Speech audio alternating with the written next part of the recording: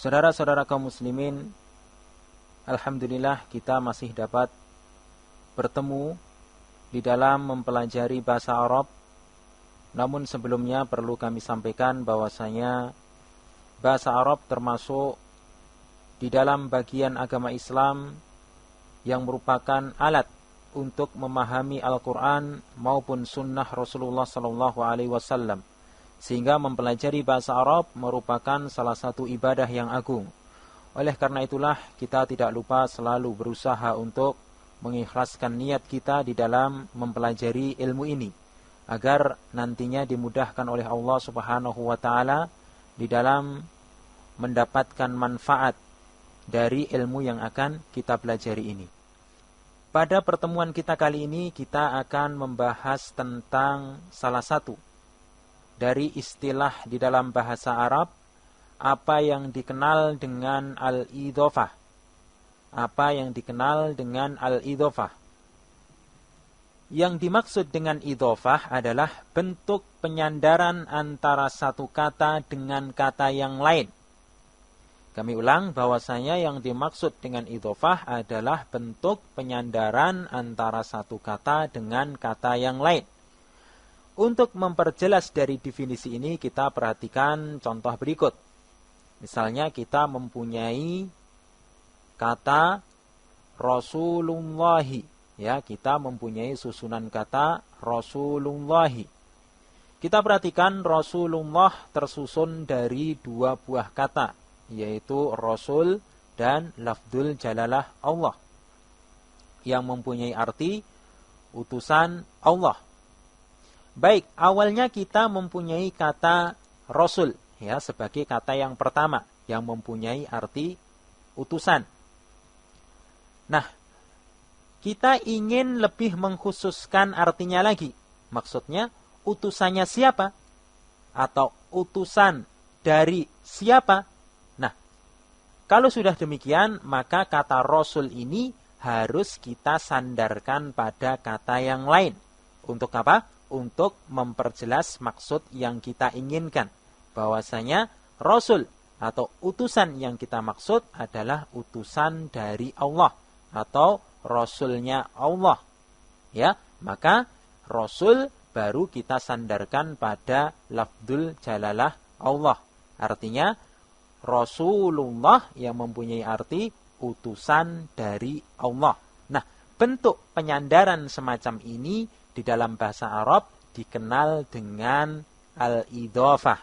Ya, kita perhatikan kata yang pertama, ya, yang di sini, ya, sebagai contoh adalah Rasul, ini dinamakan mudhaf. Ya, kita perhatikan kata yang pertama, ya, dinamakan mudhaf atau kata yang hendak kita sandarkan pada kata yang lain. Kemudian kata yang kedua di sini dalam contoh adalah lafdzul jalalah Allah, ya, lafadz Allah, ya, dikenal dengan mudhafun ilaihi atau kata yang disandari, ya, kata yang disandari, atau lebih mudahnya bahwasanya susunan idhofah itu terdiri dari dua kata. Kata pertama dinamakan dengan mudhaf, kata yang kedua dinamakan dengan mudhafun ilaih. Baik, untuk lebih jelasnya lagi kita perhatikan contoh yang lain. Misalnya kita buat contoh Kitabul Ustadzi, ya, Kitabul Ustadzi. Nah, awalnya kita mempunyai kata kitab, artinya buku. Kita ingin lebih memperjelas lagi. Bukunya siapa?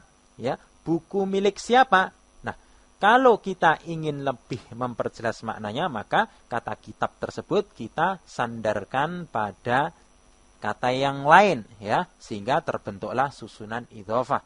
Misalnya kita sandarkan pada kata al-ustadzi, ya, al-ustadzi, sehingga menjadi apa?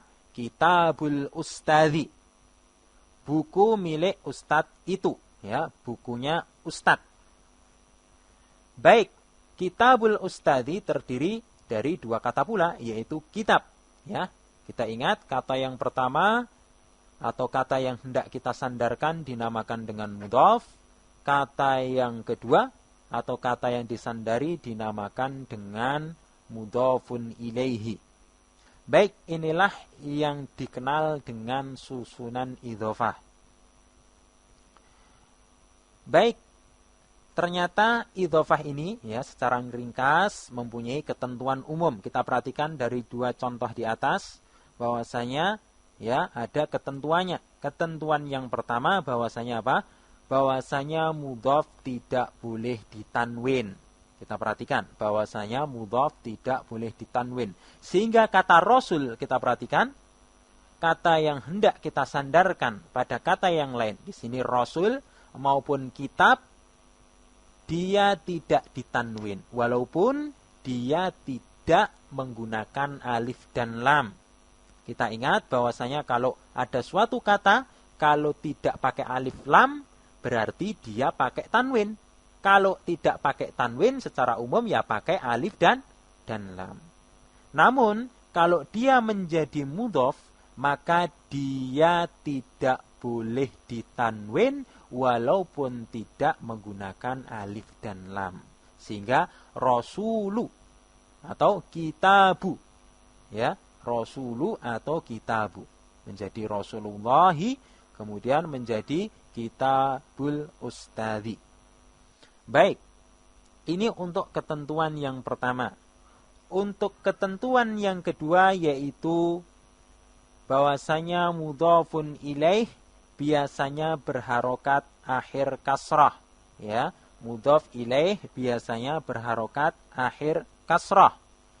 Sehingga kita perhatikan Rasulullahi.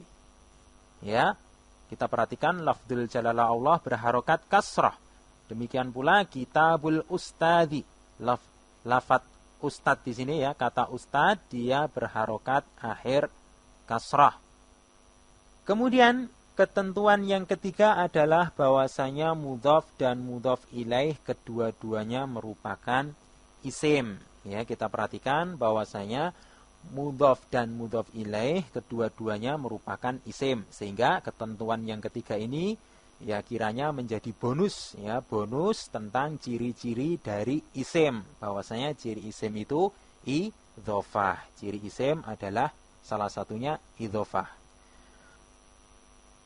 Itu tentang idhofah ya. Yang tadi kita katakan bahwasanya sebagai bonus dari ciri isim. Sehingga praktisnya bagaimana? Seandainya kita menemukan dua buah kata. Ini praktek praktisnya apabila kita menemukan dua buah kata. Kata yang pertama dia tidak bertanwin. Namun dia juga tidak memakai alif dan lam. Kemudian kata yang kedua dia berharokat kasroh. Walaupun tidak kemasukan huruf jer.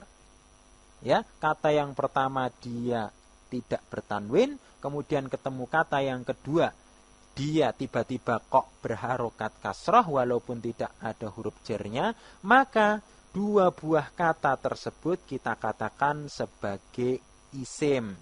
Contohnya misalnya kitabul ustad, ya, kitab merupakan isim, al ustad merupakan juga sebagai isim.